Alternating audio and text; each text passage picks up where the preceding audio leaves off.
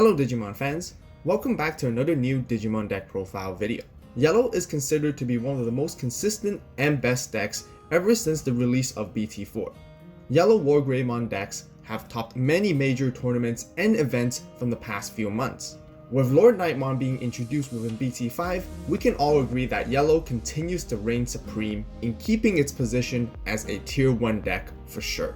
Some of you guys would even say it's a tier 0 deck. Of course, this will be the deck profile that I will be showcasing with you all today. We will also be going through some basic combos and strategies of how to play this deck afterwards. So definitely stick around if you want to learn as well. If this is your first time watching, welcome to the AVAULT channel, and I would like to kindly ask you that are watching right now to subscribe for more Digimon deck profiles and videos.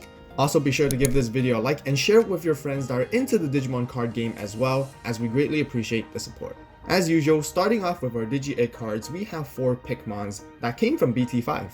The new Digi-Egg synergizes very well with the playstyle. This is because we're very likely to have 3 or more Digimon on the board constantly. And then for the single Digi-Egg, we have Upamon that has the inherent effect of when attacking, draw 1 card if you have 3 or fewer securities. Now for our rookies, we play 4 Pulsemons. Now I know that this card is very expensive and pricey, but I would like to say this card is incredibly essential to this deck as it provides so much value all by itself. On play, if you have 3 or more securities, you can draw a card. If you have 3 or fewer, you gain a memory.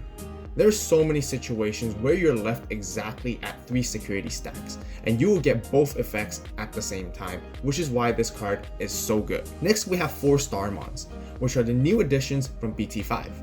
On play, you get to minus 1000 DP for each Digimon you have in play, including itself on one of your opponent's Digimon.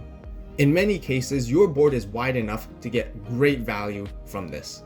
Then we have 3 Bushi Agumons. The rush ability has always helped us swing in for games with the element of surprise, and is always very difficult for our opponent to anticipate whether we have one in our hand or not.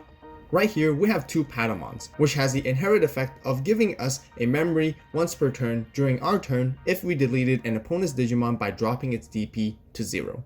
Lastly, we play 1 Lucemon. This card is also currently very pricey. Some of you guys may even want to play 2 of them, which is okay. However, I think 1 works perfectly fine for the deck as it is not heavily required. At the end of the day, I would just say this comes down to personal preference on whether you want to play 1 or 2. But what I would definitely say is that you will not need any more than 2 for this deck specifically. That would wrap up for our rookies, and let's move on to our champions. For the level 4s, we play 4 Turiamons, which is simply a vanilla Digimon card that has low Digivolve cost. Next, we have 4 Pitomons. Once again, we play it for the low Digivolve cost, and it will be our main blocker. Speaking of blockers, we also have 2 Unimons, which serves as our secondary blocker that has 6000 DP, which has become quite relevant and important for this current format. Lastly, we have 1 Gladimon. On play, you can search your security stack and add 1 Digimon card that has Warrior or Holy Warrior in its type to your hand, and then recover +1 from the top of your deck. Afterwards, shuffle your security stack. The only targets you have would be Knightmon and LordKnightmon. I personally feel 1 is enough since the hit rates are not that high, and having a second copy can sometimes end up being a dead card during the game. That will be it for our level 4s, and let's get into our level 5s. For our level 5s, we play 4 of the new BT5 Knightmons. This card has a very simple on-play effect where you can reduce the DP of one of your opponent's Digimon by 4000 for the turn. We would usually want to play this card via LordKnightmon's effect, which we will talk more about in detail when we get to it. Our secondary level 5 would be the standard 3 Groundmons from BT4. Similar to Knightmon, it can reduce 4000 DP to one of our opponent's Digimon for the turn by Digibursting 2. It also has an inherent effect of giving the Digimon plus 1000 DP during your turn if you have 3 or fewer securities. And then we have 2 Antilamons, which will be our low Digivolve cost option for level 5. That will round up for our ultimates, and now let's get into our megas. For our level 6s, we have the none other LordKnightmon, and we definitely have 4 copies of it.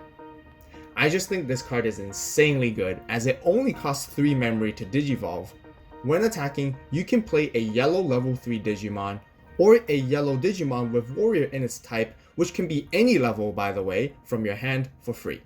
Also, on play effects do activate. The ideal option would usually be Knightmon, But not only that, this deck is built to provide far more options where you can leverage and even play Postmon to gain a memory or draw a card, or even do both. You could play a Starmons to further reduce DP, and since your board is usually quite wide, you get a lot of value like I mentioned before. There's also Bushi Agumon to utilize its rush ability so that you can attack instantly. And then there's also Lucemon, which will help you instantly recover +1. There are countless targets for LordKnightmon, which is amazing to have. That's not all. LordKnightmon has a secondary effect of gaining 1000 DP for each other Digimon you have in play during all turns. Its scaling potential can even exceed level 7s, which is why I think this card is so good. For our other level 6 Mega, we have 3 Angemons. Being able to quickly reduce 8000 DP when digivolving is a really good tool to have and can quickly wipe out many Digimon in the game. That will be it for our level 6 Megas. And for our level 7s, we play 3 Chaosmon Valor Arms. Once again, reducing DP is just very convenient to have, as we have the option to juggle between 2 of our opponent's Digimon with the -7000 DP effect.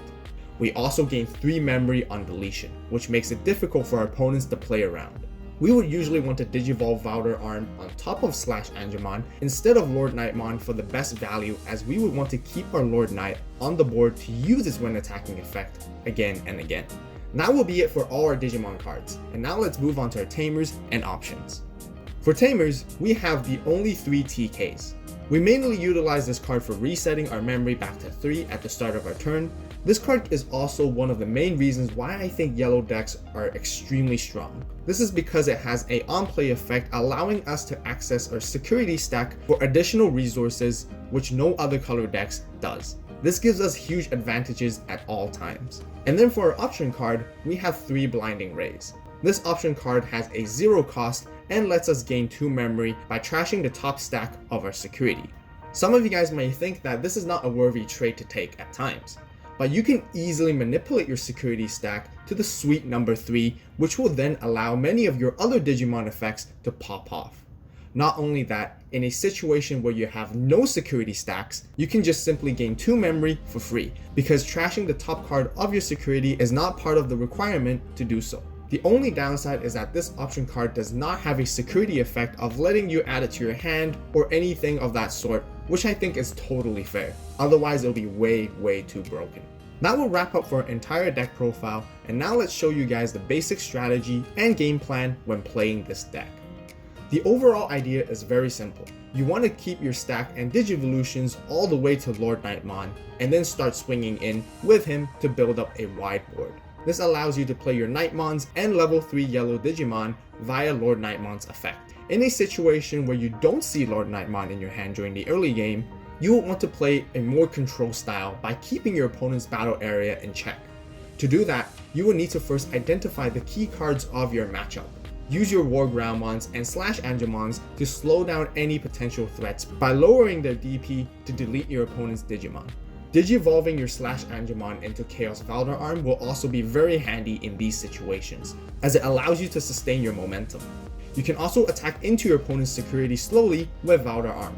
By doing so, you will be able to maintain the pace of the game to your favor and buy yourself some time until you see LordKnightmon.